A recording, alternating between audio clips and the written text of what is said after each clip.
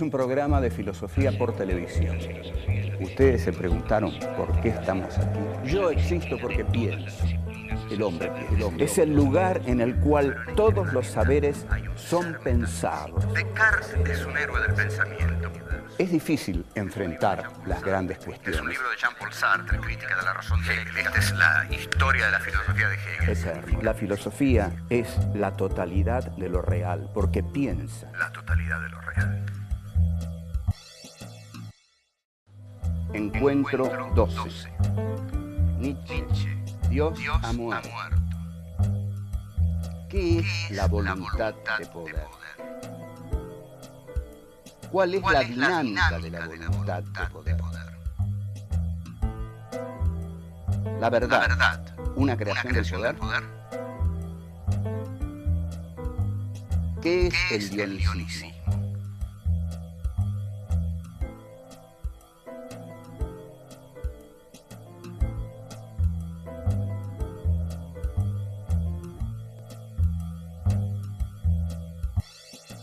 Continuamos con Nietzsche.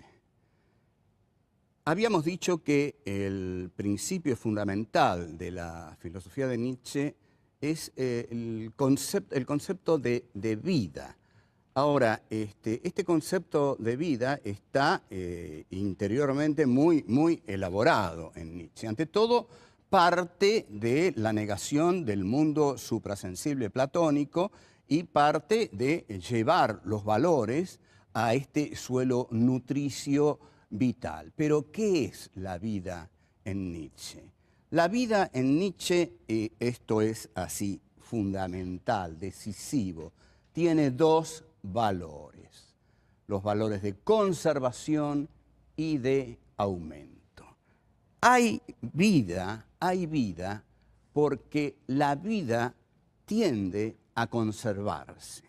Conservándose va a poder aumentar. Pero la vida también sabe que si solamente se conserva, va a morir. Conservarse es morir. Solo aquello que nos hace aumentar, que nos hace tener más vida, nos permite conservar lo que tenemos. Pero aquí entramos en un aspecto esencial. Este espacio vital que Nietzsche describe con las categorías de conservación y aumento, para Nietzsche va a ser la voluntad de poder. Y acá comenzamos el análisis del concepto fundamental en Nietzsche de voluntad de poder. Para mí es el concepto central de la filosofía nietzscheana. Otros van a decir que no, porque se basa en un libro que dicen Nietzsche no llegó a terminar. Sin embargo, y van a decir también que en esto yo estoy de acuerdo con Heidegger. Y en este punto sí estoy de acuerdo con Heidegger, porque Heidegger interpretó muy bien a Nietzsche, porque Heidegger interpreta a Nietzsche desde una visión muy cercana a la del nacionalsocialismo, y yo estoy bastante de acuerdo en considerar que Nietzsche es un proto-nacionalsocialista y que Heidegger fue, en efecto, un pensador nacionalsocialista. La enorme complejidad de esta cuestión es que los dos fueron desaforadamente geniales. Es decir, no es cuestión de ser nacionalsocialista y tirarlos a un costado. No se puede tirar a un costado a semejantes pensadores porque la historia de la filosofía no se entiende. Es tal la influencia de Nietzsche, es tal la influencia de Heidegger, que si los dejamos de lado, no entendemos la filosofía del siglo XX en totalidad. De modo que pensemos lo que pensemos sobre Nietzsche y Heidegger y sus opciones políticas, tenemos que estudiarlos a fondo. Voluntad de poder. Los dos ejes dinámicos de la voluntad de poder son los de conservación y aumento. La voluntad de poder es el devenir de la vida. Hay un devenir de la vida, porque la vida es voluntad de poder. Fíjense la belleza estética de esta idea. La vida deviene porque es voluntad de poder. ¿Qué es la voluntad de poder? La voluntad de poder, como dije, se estructura en base a estos dos conceptos, conservación y aumento. La voluntad de poder conquista, obtiene, domina. Todo eso que lo tiene que conservar. Pero hay algo, y esta es una idea genial, hay algo que la voluntad de poder tiene que querer ante todo para poder realizarse. La voluntad de poder tiene que quererse a sí misma. La voluntad de poder tiene que querer a la voluntad de poder. Es decir, es un impulso vital que se quiere a sí mismo por sobre todas las otras cosas. Así como el deseo hegeliano se quería a sí mismo por sobre todas las otras cosas y no le importaba morir con tal de conservar ese deseo. Bueno, la voluntad de poder, y aquí ven ustedes las ligazones que se pueden establecer entre la filosofía, porque las filosofías no andan una por allá y otra por acá. No, no, no. Nietzsche había estudiado muy bien la dialéctica del amo y el esclavo en Hegel, y Hegel había dicho, el deseo es deseo porque ante todo se desea a sí mismo. Y si el deseo se desea a sí mismo, es porque encuentra en sí, en tanto deseo, su condición de posibilidad. Y para que ese deseo sea más importante que el miedo a morir, ese deseo tiene que desearse mucho a sí mismo. Entonces, la voluntad de poder, Nietzsche toma este esquema y dice, lo primero que tiene que querer la voluntad de poder no es dominar lo que está más allá. Lo primero que tiene que querer la voluntad de poder es la voluntad de poder. La voluntad se quiere a sí misma. Una vez que la voluntad se quiere a sí misma, advierte la voluntad de poder que todo aquello que conquista lo tiene que conservar. Pero también advierte, y este es el paso fundamental, que si todo aquello que conquista lo tiene que conservar, y si meramente lo conserva, se muere. El que solamente conserva lo que conquistó, se muere. Porque para conservar lo que uno conquistó, tiene que seguir conquistando. La voluntad de poder tiene que ir aumentando constantemente su poder, sus conquistas. Es un ir más allá constante, ¿no? En esto es también como la intencionalidad de la conciencia en Husserl y más en Sartre. Cuando Sartre dice que la conciencia fenomenológica es una conciencia que está arrojada al mundo, que siempre va más allá de sí misma, lo está tomando de la voluntad de poder en Nietzsche. La voluntad de poder en Nietzsche es intencional, es decir, intencional quiere decir que se arroja, intenciona sobre el mundo. Pero esta voluntad de poder conquista.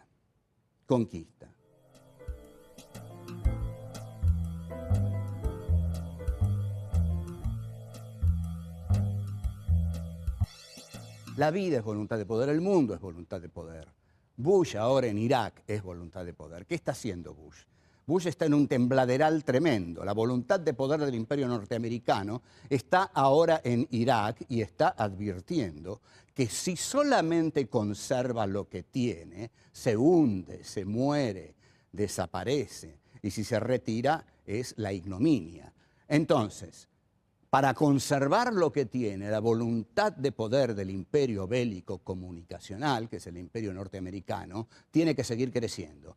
Por lo tanto, uno puede augurar, basándose en la concepción nietzscheana de la voluntad de poder, que la voluntad de poder norteamericana, para conservar lo que tiene conquistado en el Islam, va a tener que seguir conquistando, va a tener que seguir aumentando su poder, porque la voluntad de poder no se detiene nunca. O en todo caso, y eso es terrible para nosotros, si se retira de Irak esa voluntad de poder, va a seguir creciendo a costa nuestra, porque ahí vendría el problema para América Latina. Pero la dinámica de la voluntad de poder es no detenerse nunca. Y aquí entra el concepto de espacio vital típico de los nacionalsocialistas. Hitler, cuando aparece belicosamente en la política internacional, dice: yo soy Alemania y en tanto Alemania vengo a reclamar mi espacio vital y si no me lo dan, lo voy a conquistar. Ese es un guerrero nietzscheano. Esa es la bestia rubia germánica que tanto admiraba Nietzsche. En 1933 Hitler va a visitar a la hermana de Nietzsche, Elisabeth Förster Nietzsche, Y también se saca una foto junto a un busto de Nietzsche. Pero no nos vamos a dispersar. Hitler encarna, por supuesto, la voluntad de poder nietzscheana en el concepto de espacio vital. Necesitamos expandirnos porque si nos quedamos con lo que tenemos, nos morimos. Y esto nos lo enseñó nuestro gran filósofo Friedrich Nietzsche en su gran libro La voluntad del poder, que el gran maestro Martin Heidegger nos ha explicado. Entonces, la voluntad de poder no puede detenerse nunca. La voluntad de poder, si meramente conserva lo que conquistó, muere, y la voluntad de poder, para conservarse, tiene que aumentar. Entonces, al tener que la voluntad de poder aumentar constantemente, esto es el devenir de la vida. La vida deviene por esta mecánica vital, por esta potencia que tiene la voluntad de poder. Todo esto Nietzsche lo toma en La Gaia Ciencia, en una frase que se ha hecho célebre, que es Dios ha muerto. Para bajar un poco el nivel y decir un chiste, una vez pasé por una pared, fíjense los grafitis que hay en Buenos Aires. Esta es una ciudad cultísima. Y habían escrito, Dios ha muerto, Nietzsche. Y abajo, Nietzsche ha muerto, Dios. Bueno, es una ciudad de chistes cultísimos, no en vano es la gran capital de la cultura en Sudamérica. Bueno, ¿qué quiere decir que Dios ha muerto? Que Dios ha muerto significa que todos los valores suprasensibles, que todos los valores que tenían que ver con la imagen de Dios, en tanto instancia suprema por sobre el hombre y en tanto también instancia fundadora, porque Dios es el fundamento de todo pensamiento que lo acepte. Es decir, si yo acepto la idea de Dios, no puedo partir de otro estamento conceptual que no sea el de Dios. El tipo que dice, yo creo en Dios, solucionó todo. Puede no pensar más a partir de ahí, porque Dios piensa por él, Dios sufre por él, Dios tiene angustias por él, Dios va a morir por él, porque lo va a hacer morir prometiéndole un futuro paraíso de bienaventuranzas y goces, de goces espirituales, por supuesto, pero el tipo que, como Nietzsche, dice Dios ha muerto, está diciendo mi filosofía va a tener otro fundamento. Yo no necesito el fundamento de Dios. Mi filosofía va a tener el fundamento de la vida, y la vida es todo esto que he venido diciendo que es. La vida es devenir, la vida es potencia, y la verdad es aquello que la voluntad de poder conquista. Tenemos que hablar sobre el tema de la verdad y de la verdad como conquista de la voluntad de poder. Porque hay una frase excepcional de Nietzsche que dice, no hay hechos, hay interpretaciones. Esta es una frase descomunal. Si no hay hechos y solo hay interpretaciones, ¿dónde está la verdad?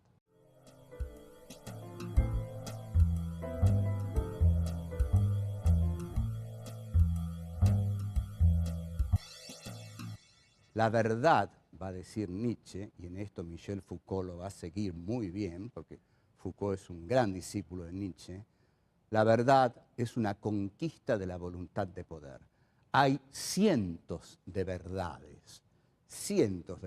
Usted agarre los 5 o 6 diarios que salen a la mañana o menos en Buenos Aires, escuche las radios si tiene ganas de amargarse el día, pero bueno, haga esa experiencia y va a ver que hay unas 20 interpretaciones de cada hecho. Una interpretación no es la verdad. Hay un hecho, pero después hay 20 interpretaciones. ¿Cuál es la verdad? La verdad es la que la voluntad de poder logra imponer. O sea que hay una relación entre verdad y poder. La verdad es una creación del poder. La verdad es, por ejemplo, dictar la agenda. Si yo tengo un diario a la mañana, 2 radios a la mañana, 2 radios a la tarde y 2 canales de televisión a la noche, a la mañana lanzo cualquier noticia en la primera de las radios. En la segunda de las radios llamo a uno de los implicados en la noticia y lo pongo en contacto con cualquier otra persona. Discuten, se pelean, ya tengo armada más la noticia.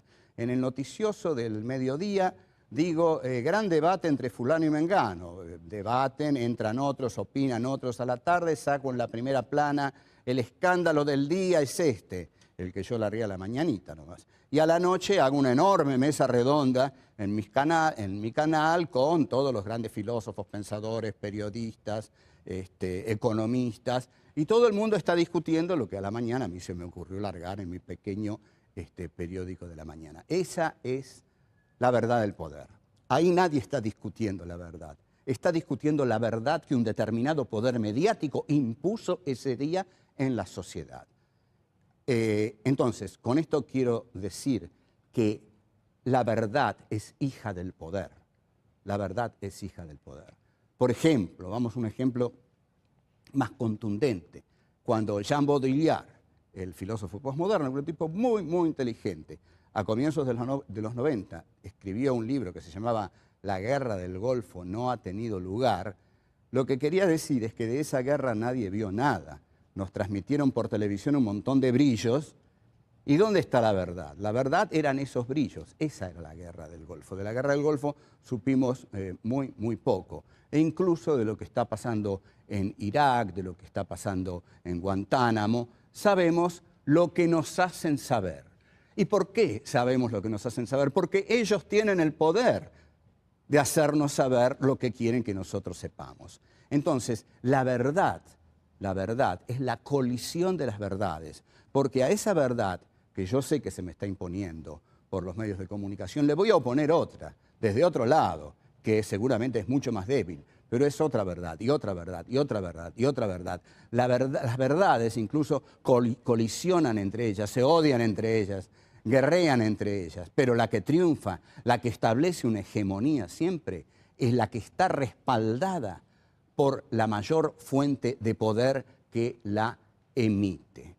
Entonces, este es el concepto que Nietzsche maneja de verdad. Es decir, la verdad es una conquista de esta voluntad de poder. El pensamiento de Nietzsche, como vemos, es un pensamiento belicoso que concibe a la verdad como lucha, que concibe a la verdad como justamente como una expresión poderosa de esa voluntad que necesita aumentar constantemente para conservarse. Y para aumentar tiene que conquistar. Y para conquistar tiene que establecer sus verdades como la verdad. Cuando yo establezco mi verdad como la verdad, mi voluntad de poder ha triunfado.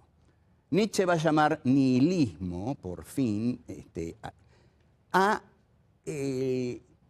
ese poder que tuvo el pensamiento platónico de las ideas perfectas o el pensamiento religioso también sobre la vida.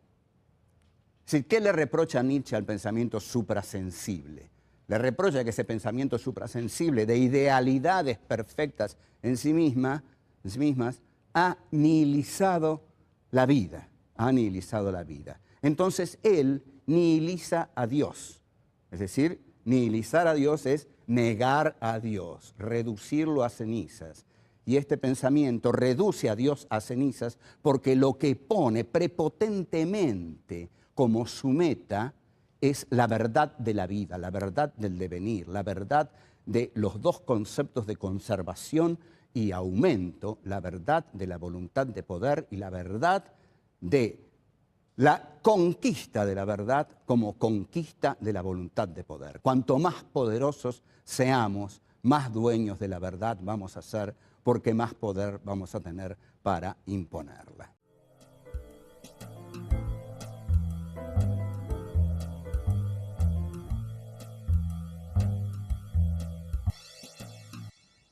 si nos remitimos a los griegos, vamos a encontrar y vamos a entender más qué es lo que Nietzsche quiere decir. Nietzsche, la primera obra de Nietzsche es el origen o el nacimiento de la tragedia. Yo creo que Nietzsche no era un filósofo muy culto, pero es un filósofo de una enorme riqueza, muy buen escritor. Y ustedes observen lo siguiente. Nietzsche, con su concepción de la historia, viene a quebrar el optimismo hegeliano, el optimismo de Marx, basado en que alguna vez, sin duda alguna, una clase social privilegiada iba a ordenar la historia. No, para Nietzsche la historia es caos. Es caos. Y ese caos lo deslumbra. La historia son verdades que colisionan las unas contra las otras. La historia es la lucha por imponer mi poder al poder del otro, y al someter el poder del otro y mi poder resulte ganador, mi poder va a instaurar una verdad y esa va a ser la verdad. Todo este remolino es lo que Nietzsche va a llamar el dionisismo. Está basado en el culto de Dioniso. Dioniso o Dionisios, que lo vamos a llamar Dioniso. Dioniso, el dionisismo, es un culto griego basado en digamos, la esplendidez de la embriaguez, es decir, son las fiestas dionisíacas que después van a devenir las fiestas báquicas entre los romanos, en el cual cada miembro se entrega a la embriaguez. Esta es una hermosa frase de Hegel. Hegel va a decir, la verdad es ese juego de infinitos contrarios en el que cada miembro se entrega a la embriaguez. Muy linda definición de verdad en Hegel, que Nietzsche suscribiría. Lo que va a decir Nietzsche es, yo tengo una concepción dionisíaca de la historia, va a decir Nietzsche. Lo que yo veo en la historia no es la racionalidad de Apolo, porque los griegos tenían dos dioses, Dionisio y Apolo. Y Dioniso era el dios de la embriaguez, es decir, el yo se pierde en la fiesta dionisíaca. Esto es lo que más va a valorar Nietzsche, la pérdida del yo, la pérdida de la individualidad. En este sentido es totalmente antirromántico en un siglo romántico, es antihistoricista en el siglo de la historia, un tipo muy original. Pero lo que va a decir Nietzsche es justamente en la fiesta dionisíaca, a través de la embriaguez, cada uno pierde el sentido del yo. Y hay que atreverse a perder el sentido de la individuación, porque allí donde perdemos el sentido de la individuación, estamos cerca de la locura. Y ni usted ni yo queremos sentir la cercanía de la locura, porque eso sí que es el terror. Entonces, hay que tener el coraje de entrar en la fiesta dionisíaca, embriagarse hasta morir, o hasta vivir hasta los extremos, de ya no saber quién o qué es uno. Esto es lo que Nietzsche llama lo dionisíaco. Y su concepción de la historia, su concepción de la voluntad de poder, de la bestia rubia, de las aves de rapiña, de los guerreros, toda esta concepción es dionisíaca, sanguínea, barbárica, conquistadora. Y es en este sentido, por supuesto, que le viene como servida a los nacionalsocialistas, lógico. No es que Nietzsche se lo haya propuesto, pero digamos que hizo los méritos suficientes. Alfred Baumler va a ser, durante el régimen de Hitler, el que va a editar las obras completas de Nietzsche, y Alfred Rosenberg, el autor del mito del siglo XX, que lo van a ahorcar en Nuremberg, es el que va a imponer a Nietzsche como lectura oficial del Tercer Reich. Pero tengamos claro esto, el dionisismo se opone a lo apolíneo. Lo apolíneo es lo claro y distinto cartesiano, digamos. Es la razón, la racionalidad, el control. Un ser apolíneo no pierde su individualidad ni se embriaga en una bacanal a través de la cual va a perder su centro. Porque lo fundamental del dionisismo es que pierde el centro del yo. Y en este sentido Nietzsche es totalmente anticartesiano, porque reniega de la centralidad del ego. El ego se pierde en la fiesta dionisíaca. Entonces, este es un pensador que exalta los instintos. Para Nietzsche no hay nada más hermoso que entregarse a los instintos. Los instintos son la verdad y la razón de Occidente ha venido a cercenar al hombre. Este es el mensaje más poderoso que Nietzsche deja para quienes habrán de sucederlo y encontrar en él una riqueza profunda en este pensamiento. En este preciso pensamiento dionisíaco de Nietzsche, hay un poema de William Blake, un poeta que dice, todo deseo contenido engendra peste. Y Nietzsche va a decir, todos los instintos que el hombre contiene en sí a través de la cultura apolíneo-burguesa, a través de la piedad y la compasión y el ascetismo cristianos, que censuran, que laceran a los instintos más auténticos, salvajes, brutales, descontrolados del hombre, todo eso es peste. Lo que el hombre necesita es entregarse desaforadamente, desbocadamente a sus propios instintos y ahí perderse como hombre racional y recuperarse, sí, como ave de rapiña, como bestia, es decir, como guerrero bárbaro que se goza a sí mismo y goza a los demás en medio de una orgía interminable. Ese es el hombre de los instintos que Nietzsche nos plantea. Como vemos, algo muy distinto del hombre racional, cartesiano, del sujeto constituyente kantiano y del sujeto absoluto hegeliano. Cuando Hegel dice lo real es racional es real, Nietzsche le diría nada de eso, nada de eso. Los instintos, dionisismo y locura.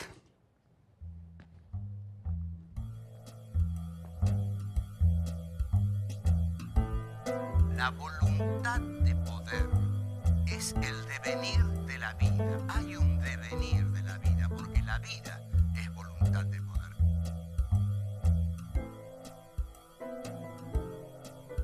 Conservarse es morir.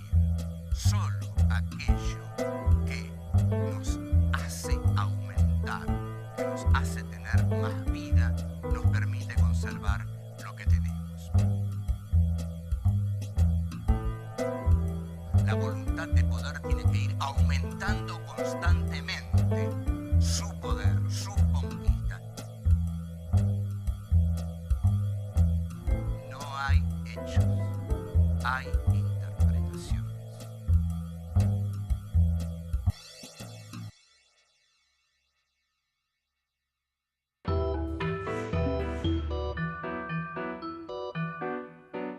Socialistas.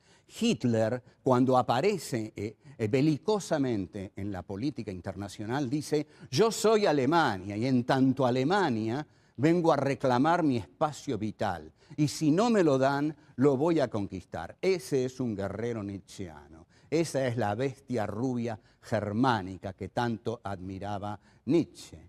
En 1933 Hitler va a visitar a la hermana de Nietzsche, Elisabeth Förster Nietzsche, y también se saca una foto junto a un busto de Nietzsche. Pero no nos vamos a dispersar. Hitler encarna, por supuesto, la voluntad de poder nietzscheana en el concepto de espacio vital. Necesitamos expandirnos porque si nos quedamos con lo que tenemos, nos morimos. Y esto nos lo enseñó nuestro gran filósofo Friedrich Nietzsche en su gran libro La voluntad del poder, que el gran maestro Martin Heidegger nos ha explicado. Entonces, la voluntad de poder no puede detenerse nunca. La voluntad de poder, si meramente conserva lo que conquistó, muere, y la voluntad de poder, para conservarse, tiene que aumentar. Entonces, al tener que la voluntad de poder aumentar constantemente, esto es el devenir de la vida. La vida deviene por esta mecánica vital, por esta potencia que tiene la voluntad de poder. Todo esto Nietzsche lo toma en la Gaia Ciencia en una frase que se ha hecho célebre, que es Dios ha muerto. Para bajar un poco el nivel y decir un chiste, una vez pasé por una pared, fíjense los grafitis que hay en Buenos Aires. Esta es una ciudad cultísima. Y habían escrito, Dios ha muerto, Nietzsche. Y abajo, Nietzsche ha muerto, Dios. Bueno, es una ciudad de chistes cultísimos, no en vano es la gran capital de la cultura en Sudamérica. Bueno, este es un programa de filosofía por televisión. Ustedes se preguntaron por qué estamos aquí. Yo existo porque pienso. El hombre es el lugar en el cual todos los saberes son pensados. Descartes es un héroe del pensamiento. Es difícil enfrentar las grandes cuestiones. Es un libro de Jean-Paul Sartre, Crítica de la razón de Hegel. Esta es la historia de la filosofía de Hegel. Eterno. La filosofía es la totalidad de lo real, porque piensa. La totalidad de lo real. Encuentro 12. Nietzsche. Dios ha muerto. ¿Qué es la voluntad de poder? ¿Cuál es la dinámica de la voluntad de poder? La verdad, una creación del poder. ¿Qué es el dionicismo?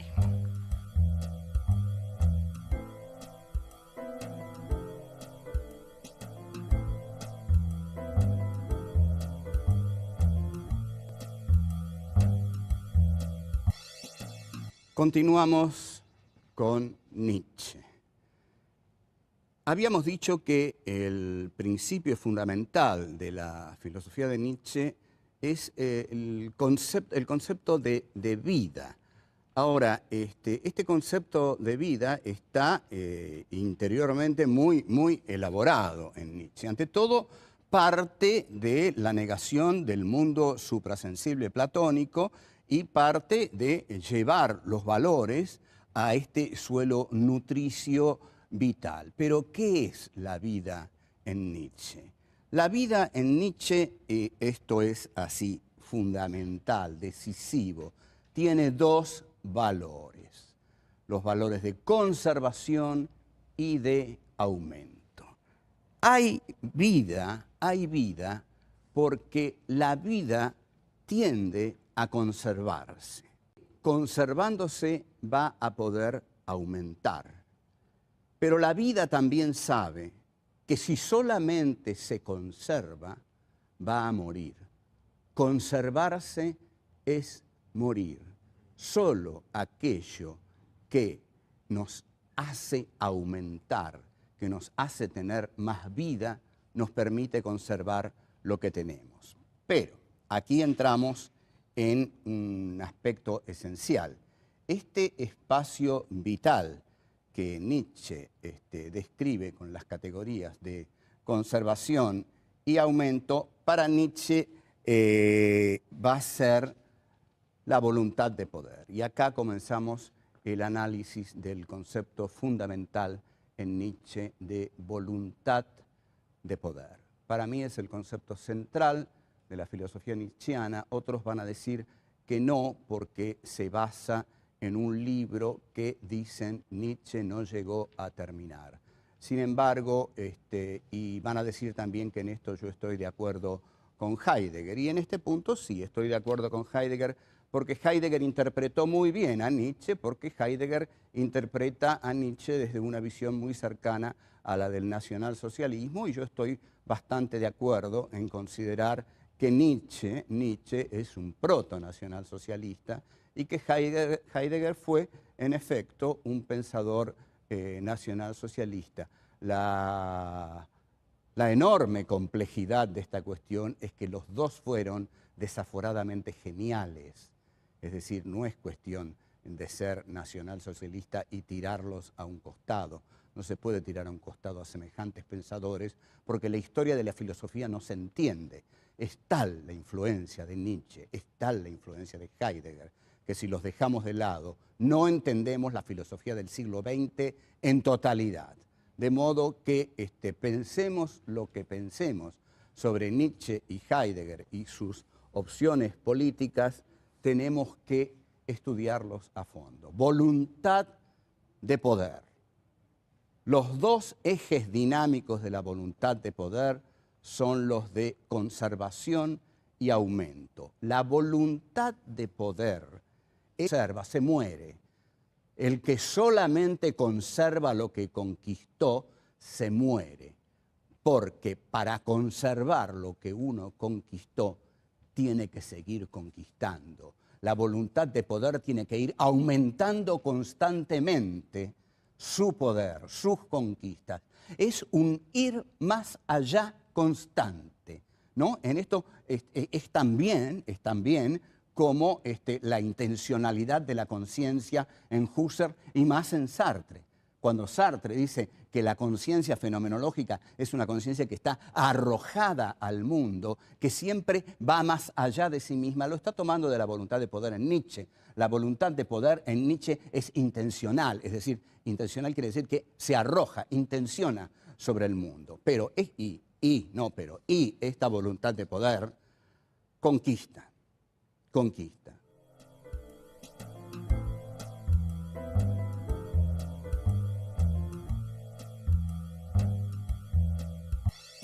La vida es voluntad de poder, el mundo es voluntad de poder. Bush ahora en Irak es voluntad de poder. ¿Qué está haciendo Bush? Bush está en un tembladeral tremendo. La voluntad de poder del imperio norteamericano está ahora en Irak y está advirtiendo que si solamente conserva lo que tiene, se hunde, se muere, desaparece. Y si se retira, es la ignominia. Entonces, para conservar lo que tiene, la voluntad de poder del imperio bélico comunicacional, que es el imperio norteamericano, tiene que seguir creciendo. Por lo tanto, uno puede augurar, basándose en la concepción nietzscheana de la voluntad de poder, que la voluntad de poder norteamericana, para conservar lo que tiene conquistado en el Islam, va a tener que seguir conquistando, va a tener que seguir aumentando su poder, porque la voluntad de poder no se detiene nunca. O en todo caso, y eso es terrible para nosotros, si se retira de Irak esa voluntad de poder, va a seguir creciendo a costa nuestra, porque ahí vendría el problema para América Latina. Pero la dinámica de la voluntad de poder es no detenerse nunca. Y aquí entra el concepto de espacio vital típico de los nacionalistas. Es el devenir de la vida. Hay un devenir de la vida, porque la vida es voluntad de poder. Fíjense la belleza estética de esta idea. La vida deviene porque es voluntad de poder. ¿Qué es la voluntad de poder? La voluntad de poder, como dije, se estructura en base a estos dos conceptos, conservación y aumento. La voluntad de poder conquista, obtiene, domina. Todo eso que lo tiene que conservar. Pero hay algo, y esta es una idea genial, hay algo que la voluntad de poder tiene que querer ante todo para poder realizarse. La voluntad de poder tiene que quererse a sí misma. La voluntad de poder tiene que querer a la voluntad de poder. Es decir, es un impulso vital que se quiere a sí mismo por sobre todas las otras cosas.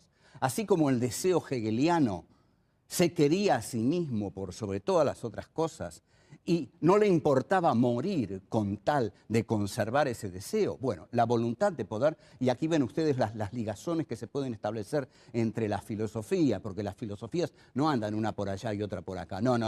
Nietzsche había estudiado muy bien la dialéctica del amo y el esclavo en Hegel, y Hegel había dicho, el deseo es deseo porque ante todo se desea a sí mismo. Y si el deseo se desea a sí mismo, es porque encuentra en sí, en tanto deseo, su condición de posibilidad.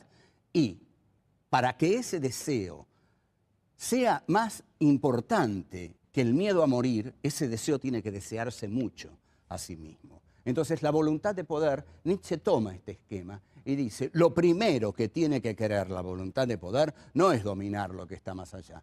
Lo primero que tiene que querer la voluntad de poder es la voluntad de poder. La voluntad se quiere a sí misma. Una vez que la voluntad se quiere a sí misma, advierte la voluntad de poder que todo aquello que conquista lo tiene que conservar. Pero también advierte, y este es el paso fundamental, que si todo aquello que conquista lo tiene que conservar. Y si meramente lo conserva,